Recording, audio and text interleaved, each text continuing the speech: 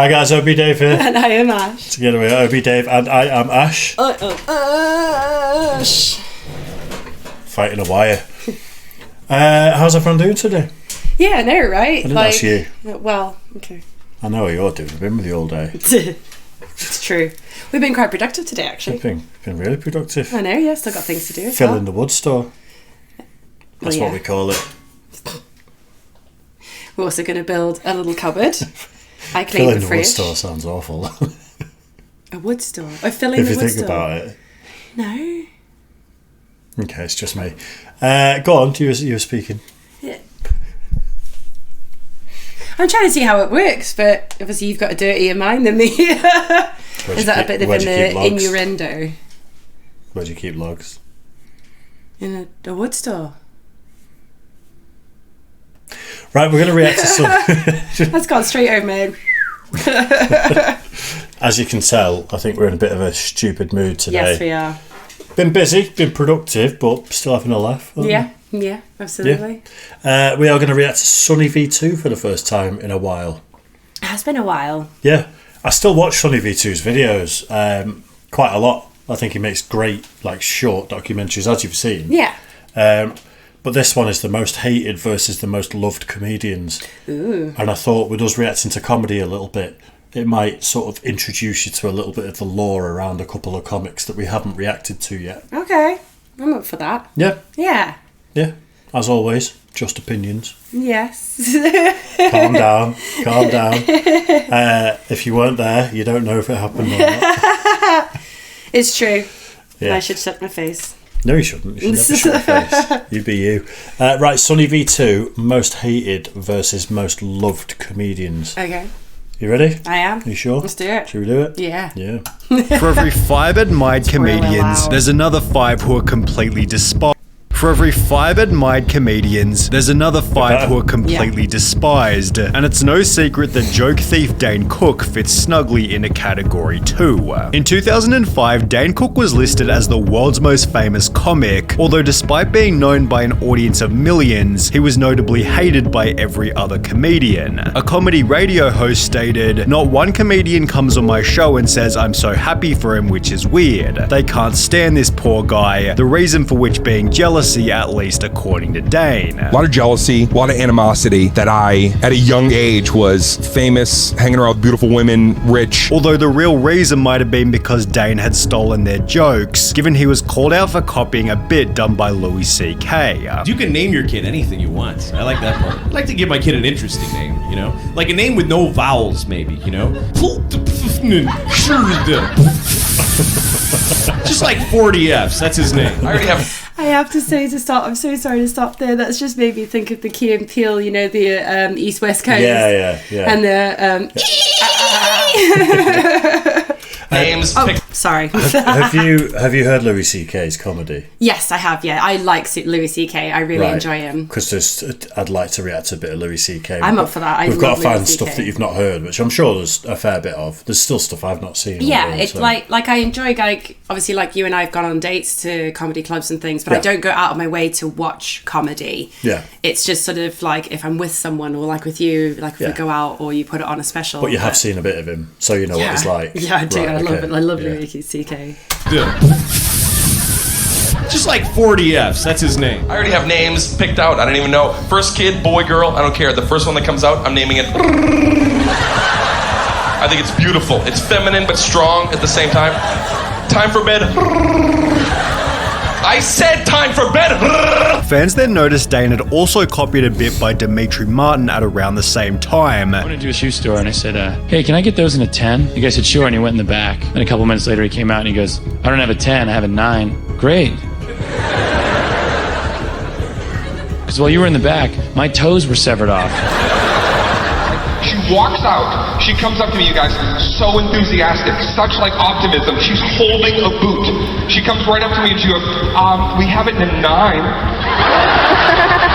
Great. You guys also have a bone saw anywhere nearby? With Patrick CC running through even more examples in this video before touching on another reason Dane Cook is hated, his joke about the Batman movie theater shooting. So I heard that the guy came into the theater about 25 minutes into the movie. I don't know if you've seen the movie. The movie's pretty much a piece of crap. Pretty sure that somebody in that theater about 25 minutes in realizing it was a piece of crap probably was like, oh, shoot me. The controversial joke resulted in article after article, as well as Twitter posts reading, "Anyone who knows me knows I think Dane Cook is the single worst comedian ever. He's never been funny. Now he's just an awful human being." But while Dane Cook isn't liked for his disrespectful and sometimes That's awful because obviously a couple of people were killed during that. There was loads. It Yeah. was like 30 or 40 people. Yeah, I didn't remember how many had been killed, but it's just awful to make a joke about something like that, especially as it's not a piece of crap film. Sorry. I think nothing's off the cards in terms of jokes. Yeah. You have to be ready for the backlash, but you have to make it one, funny And tasteful. and two, clever. No, Yeah. forget tasteful. Funny and clever. If everyone's pissing themselves and it's a bit easier than just someone said shoot me and then they got shot, it's not a very clever joke, is it? No, it's not. But if it's a well-crafted bit that has that as the ending where you go, oh, fuck me. Yeah, they slip it in at the end. Yeah. It's the difference between a high-level comedian. I get that. I've never really watched Dane Cook's stuff because I haven't even heard of him. Since we've been reacting to comedy, it's been out there a lot that he's a joke thief and all this stuff, so we just avoided him at the Office Right. Blokes. Yeah, fair enough.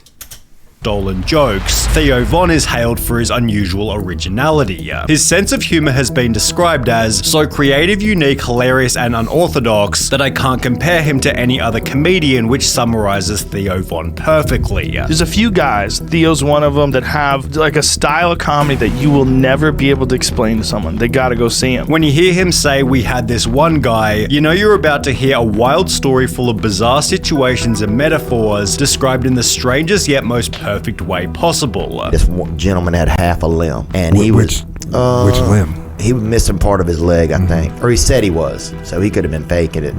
CGI or something? I don't know what his name was. CJ, it was a white dude. Okay. He's the absolute king of the metaphor. Whenever he says something is kinda like etc., it's always the funniest, most outlandish comparison I've ever heard. You look like a guy if somebody had a cheat code in Double Dragon, bro. And they got to use an ultimate character, man. Dan Tony. Amen, dude. Unlocked it. There are multiple compilations dedicated to Theo Von's absolutely wild sayings, although at the same time he's able to show his softer, more vulnerable side in moments where it's appropriate. Theo's podcast this past weekend has risen to become the 7th most popular podcast on Spotify, while Brennan Schaub's bad reputation has... We've not touched on Theo Von yet. No, I've heard the name, but I've definitely not seen any of his stuff. He seems like a guy I'd find funny. He's hilarious on his podcast and on other people's podcasts. Some of the older stand-up is really good. Yeah. Some of the more recent, like his latest Netflix special, if you're a fan of the podcast, you've kind of heard most of the jokes and the premises and things like that. Yeah. Which is a bit of a shame, but I much prefer him as a podcaster and as a character. When it's like I listened to him do a podcast the other day. I've completely gone blank on who was on it. But he's just talking... The guy, in fact, it was an MMA fighter. All right. And he starts talking about his upbringing being tough and being subject to abuse when he was a kid. Oh gosh. And then Theo's talking to him about it, and like they cry. Really? They should just cry together. Oh, wow. And it's like you're listening to a podcast that's really funny, but then Also ridiculously deep. touching at moments. And he can sit with the most controversial character and just have a laugh for 2 hours on a podcast, and everyone's just like, I like Theo. I'm a big fan of Theo. 7th most popular podcast on Spotify, while Brennan Schaub's bad reputation has caused his podcast to trend in the opposite direction.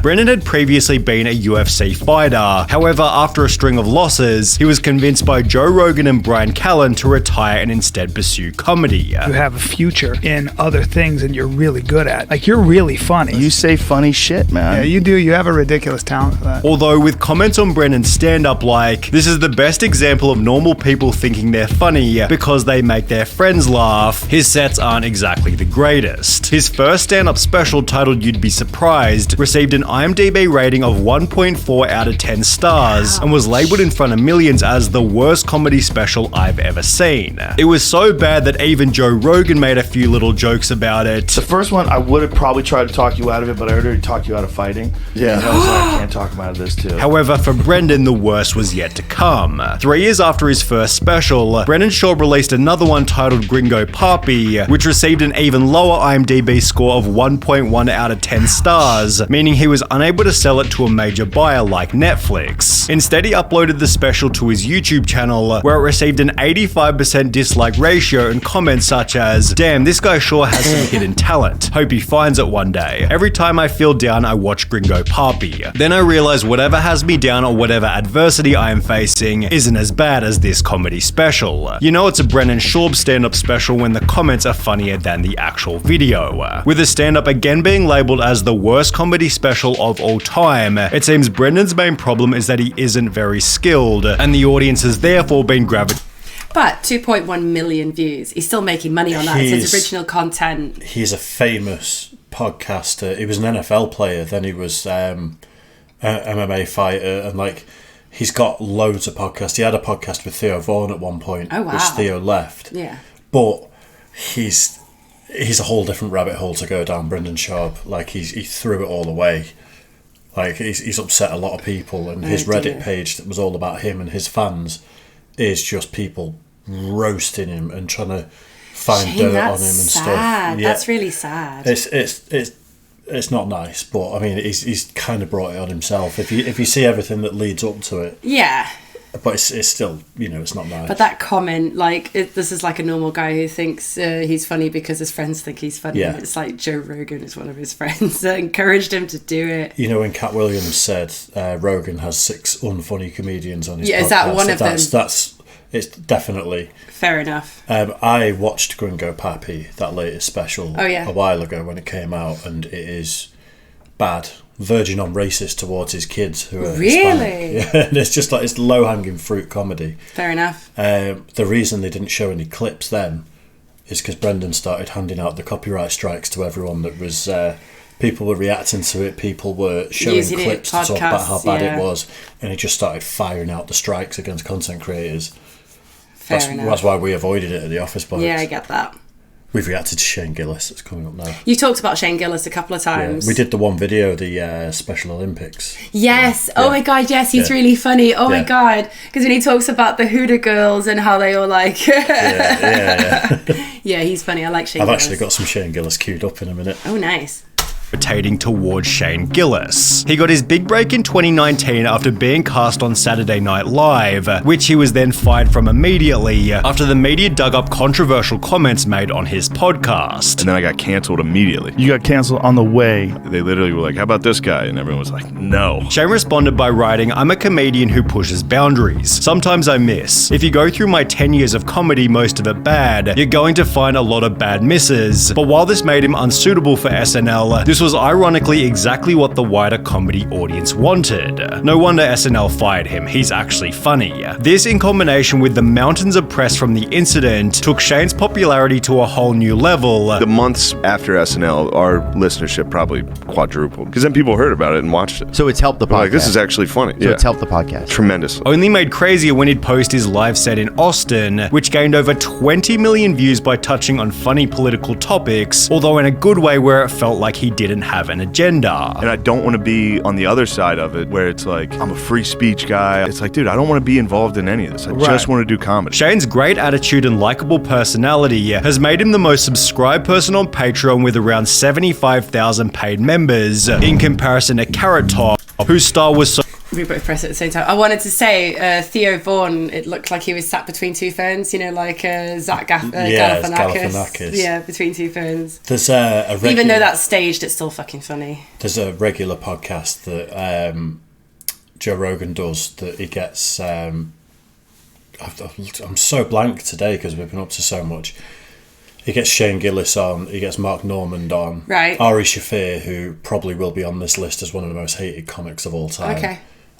and that's pretty good. How old is Carrot Top, by the way? Because my dad used to call my sister Carrot Top because she was really ginger. Carrot Top is just an insult for ginger people. That's always been long been a before thing? This guy was a comedian. Carrot Top was just I thought it was a towards comedian from the start because Dad used to call my sister Carrot Top. He's been around for a long time. Yeah. I think he's been around for a couple of decades at least. He's in an old Family Guy episode from like early 2000s. Oh my God, he is. So he must have been on the scene for like 30 years or something. So he must have been around when my dad was calling my sister's Carrot Top. Maybe.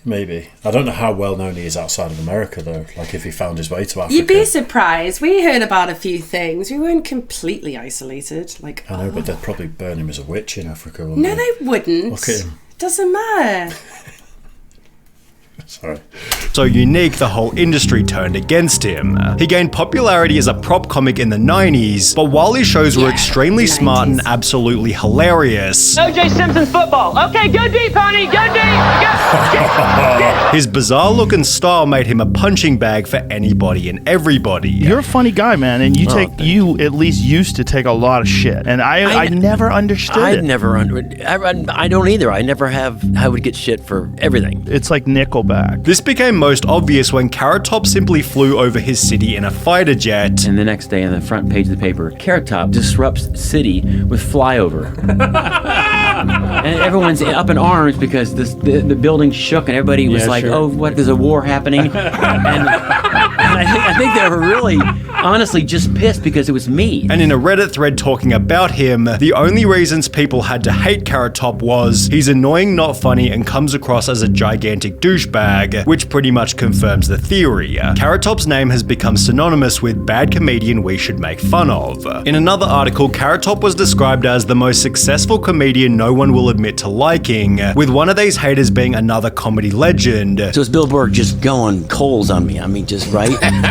I mean, just bad. Who then apologized to Carrot Top after meeting him in person. And then when I finally meet him, he was like, dude, I am so sorry. Like, he came and hugged me. And Carrot Top was hated for so long that he's now considered a legend. They're kind of like saying, you know what, geez, he won't go away. We've been ripping on him, but he's for some reason, he's still around, and you know what, he can stay now. You had somebody earn my wings. With Bobby Lee having earned his wings in a similar kind of way. One of the things that makes Bobby Lee so likable is his ability to laugh at himself for the sake of audience entertainment. Bro, you're the worst looking of all of us.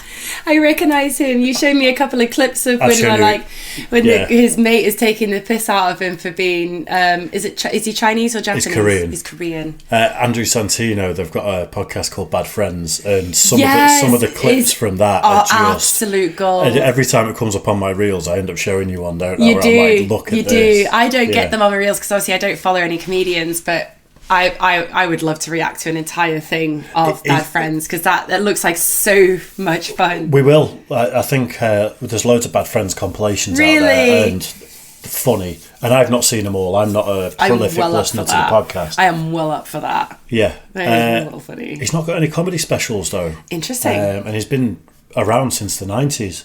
As far as I know, he's just does live stuff and is an actor and does a podcast, but maybe he doesn't feel comfortable on that sort of setting. From what I gather, it must take a lot of confidence to stand up in front of loads of people. But that's what he does. He is a stand-up comedian, but I think he gets his knob out on stage quite a lot. Oh, never mind. That might be why he's not committing it to film.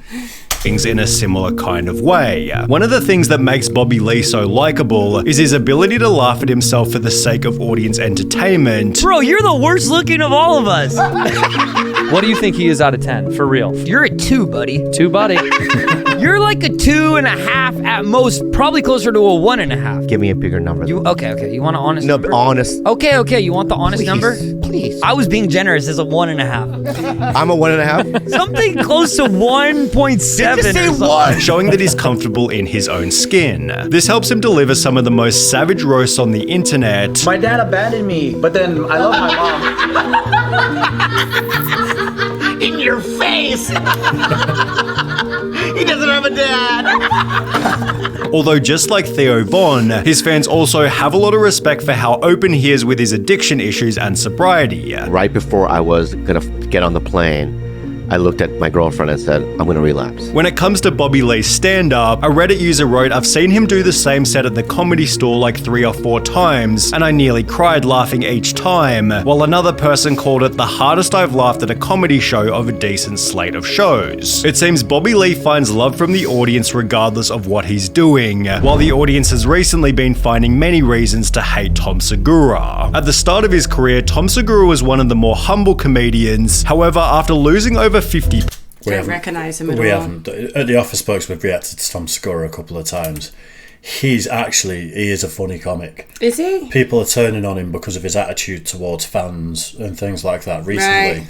But if you, we can react to some of his stand-up and you'll laugh. He is a funny comic. Okay. It's kind of, he just seems to have, I don't know.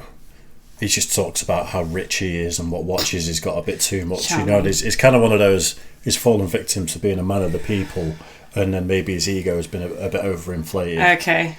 I don't think he's a particularly bad guy or anything, and he is funny. Of his career, Tom Segura was one of the more humble comedians. However, after losing over 50 pounds and building a net worth of 12 million, his ego became incredibly obvious. He'd begin to joke about the general population by calling them poors. So I've received a remarkable number of messages, countless poor people, about the use of a washcloth in the shower. And, it's kind of well known, it's what poors do. However, it quickly became obvious that he wasn't really joking. Every time we talk about like a watch or a car, I'll get a bunch of messages from losers that try to tell me that I'm making them feel bad about their situation. I'm struggling with rent this month. Figure it the out. In October 2023, there was a point, I was hoping that he was going to say he was doing it as a bit to get, clout. But then when he said no, he's being serious, then it was like, okay, you're being an ass. But that little bit at first when he was saying some idiots contacted me about how I use my my watch, at first it was like, well, no, you shouldn't be having to go at someone else who's managed to become successful and is taking pride in that they can flaunt that they've done that. But it was the final bit that he said when he was just like, oh, what did he say? I've lost it now because I got so irritated. But he was basically saying sort it the fuck out. It's like I said to you when someone said to me, people choose to be poor. I nearly hit that person in the face. I was outraged. It's like, excuse me? I think Tom Segura's always been the guy he is. It's just when he was poor, it was satire. And a bit bigger. And now he's rich, people are going, who the fuck are you to say that? And I don't particularly know. My personal opinion is I'm not sure he's changed that much. I just think he's always, his comedy has been to be a bit of a dick to people. Oh, maybe I don't want to watch it then. He just doesn't wear it well anymore. It might really irritate me though, how I... It doesn't, his comedy isn't like that. It's not calling people pause and things like... Well, it's pretty good. We'll have to check it out and just make your own mind up. Maybe just put it straight to Patreon because I'm sure you guys will get no enjoyment out of me just being really The internet's turned on him. So if you didn't particularly like him, I don't think anyone's going to give you shit for it at the moment. Fair enough. It's fickle in the entertainment business, isn't it? Tom tweeted about being inconvenienced by American Airlines, and after being called entitled by his fans, Tom responded by stating all the poors and losers have the same response. Oh, you were inconvenienced, well you should accept it. That's what me and my dumb poor family have done for generations. This is why you're poor. In his next tweet, he'd respond to a fan by simply writing poor, while a third tweet read, the lowest level poors get upset, as they've been trained to do when you point out they're happy to do what I'm told servant mentality. They don't value time because their time is worthless. You are specks of shit on a washcloth and washcloths belong in the trash. The rant instantly turned Tom into laughingstock for the internet. Probably not that much money left over for the guys in the booth either. Oh, it's all man. Tom and Christina just running around, getting on private jets, making fun of poor people. While others dug deep to find his wealth was likely inherited. It turns out Tom was a trust fund kid. His father was the vice president and chief financial advisor advisor of Merrill Lynch for 25 years until he took over as the vice president and CFA for the Bank of America. His obituary mentions that he was a member of the Quail Valley Golf Club in Vero Beach, where a membership will run you a very modest $85,000 a year, not counting all of the other fees. This led Tom to remove the entire chain of airport tweets and avoid every question that might imply he's rich. What kind of car you have? What kind? You have cars? Yeah, I How many like cars you got? You alright? Yeah.